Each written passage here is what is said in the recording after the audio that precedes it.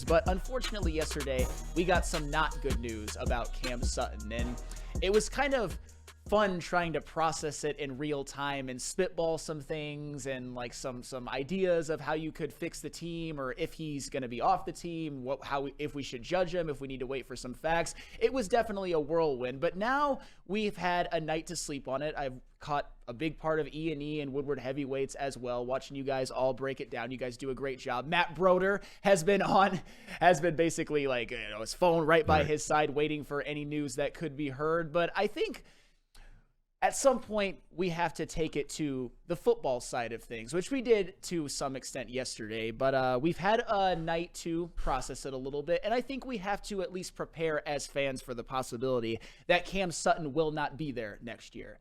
Because the more we learn, the more it just doesn't look good with like the running, with the not being able to locate him. Still innocent until proven guilty, but this isn't the court of law. This is keeping him on the football team or not. So with that all being said, I am going to start with you, D-Mac, when it comes to, because we've all had maybe a night to process and maybe we've changed our minds about some things. Maybe we have some different ideas. With Cam Sutton possibly not being there, does this change the Detroit Lions draft plans at all? Well, I think that the one thing that's changed perspective is the fact that he hasn't turned himself in, that this is going to drag out and this is more serious. So you better, if I'm Dan Campbell or Brad Holmes, Cam Sutton is kind of taken off and sort of put to the side, and it's sort of like he's not even there.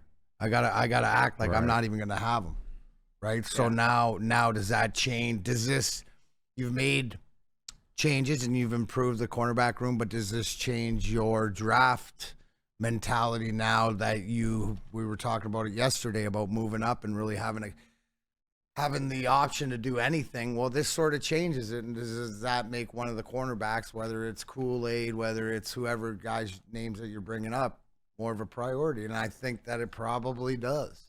Or it's changed things. Like, and I just picture it's like, nobody wants this to happen to anybody, especially, in your family of this. But Dan Campbell's like, he's just, he punched the wall yesterday.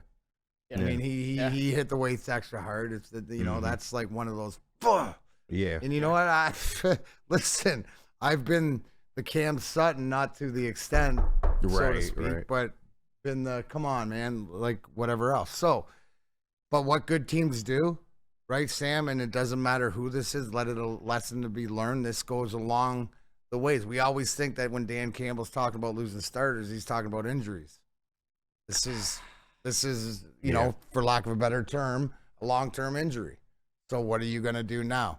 I have trust that the fact that they've known since this happened March 7th, so this is like 2 weeks ago and stuff like this, whether the moves that they've made since then have sped them up to make different moves, but they're totally aware. So maybe there's guys like I wouldn't know who's out there. I wouldn't know what you try to see. You want to see him turn in, you want to see the legal process start moving to see what you're at. So really right now, until that happens, you can make some moves or some decisions, but for more than not, I think it's how you're going to approach the draft. Yeah, and Just a Fan, I think, puts it perfectly. There are many more questions regarding Cam Sutton than answers, and there were certainly even more questions yesterday when it broke. That's why I wasn't too comfortable jumping to conclusions or making bold proclamations or anything like that. It was more spitballing, but as we said before, we at least have to prepare for the possibility that he is not there. KG, does that change the Lions draft strategy at all, the possibility that Cam Sutton will not be there? Well, just first off, I know he's technically still on the run, but we don't know his physical and mental state. So I would just urge people to, let's just wait for due process to come. Hopefully, he'll be able to face what he did and get the help he needs. But to that point, Kenny, because isn't it the longer that it goes now, I'm more more fearing for his safety as a human being, not as a football player. It totally goes like it's just something really wrong. Exactly. Here, and that's more concerning. In this generation, it's hard to go missing for that amount of time, and nobody has no contact with you whatsoever. So let's just hope that the situation works itself out for the best. But as far as the Lions draft strategy, I don't think it changes much. I do feel like they were going to add another corner to this room regardless. But now that you know you're essentially your number 2 corner, you can't expect him to play this year with everything going on. I think that maybe they have to move that priority up a little bit.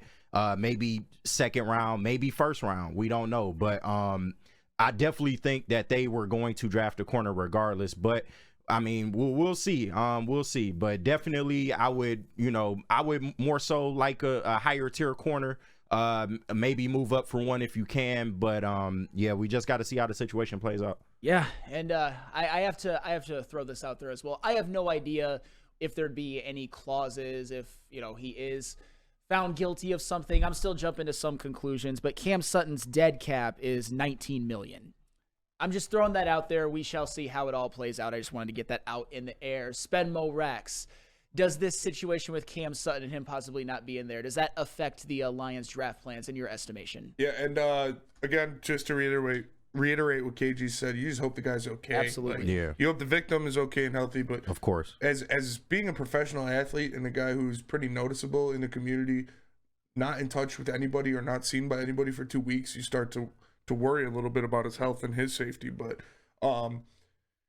yeah, if he does be found guilty of these charges, which are extreme charges in my mind, and which is something that will get him kicked off the team if he is found guilty of these charges.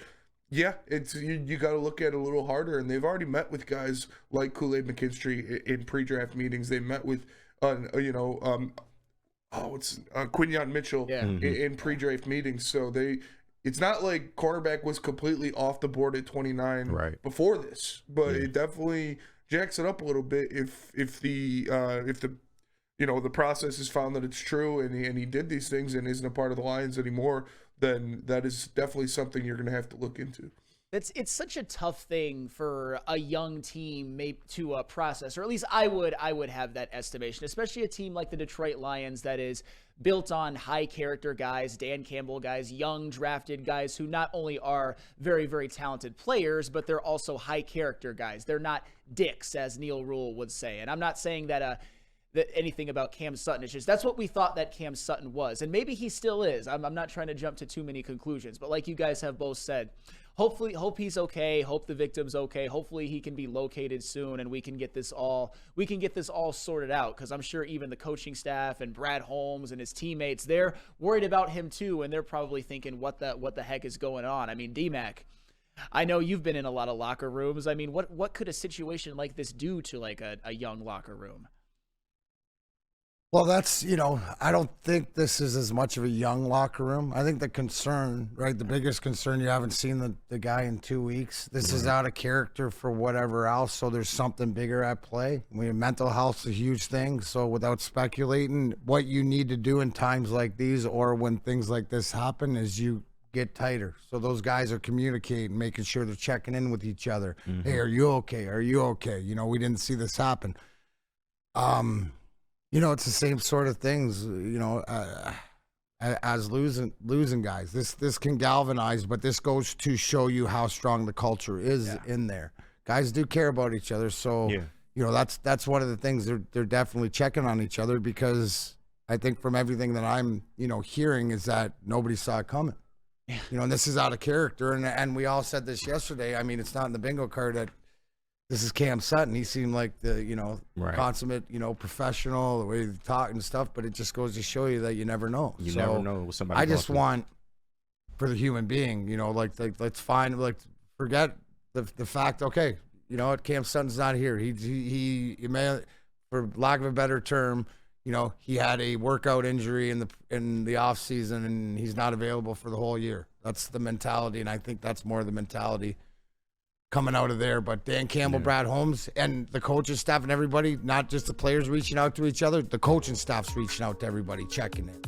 That's what's going on. And maybe sometimes this is a lesson sort of in life as you're building things and moving full speed ahead and everybody's got their head down, that every now and then you got to, lift up and check on each other. So maybe that's just a lesson for all of us.